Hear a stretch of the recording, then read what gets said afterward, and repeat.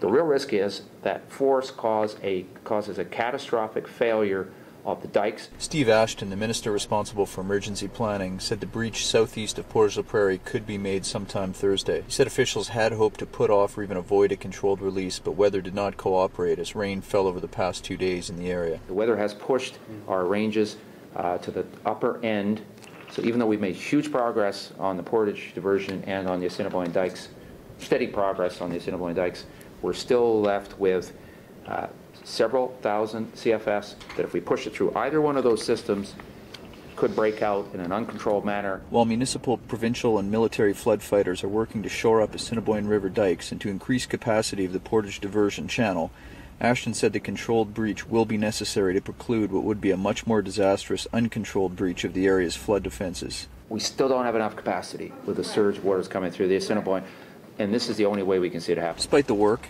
Steve Topping, Executive Director of Regulatory and Operational Services for Manitoba Water Stewardship, said the flood protection system is still several thousand cubic feet per second short of being able to prevent an uncontrolled breach. Based on the forecasts we have and the flows we understand in the system, we will be operating this controlled release.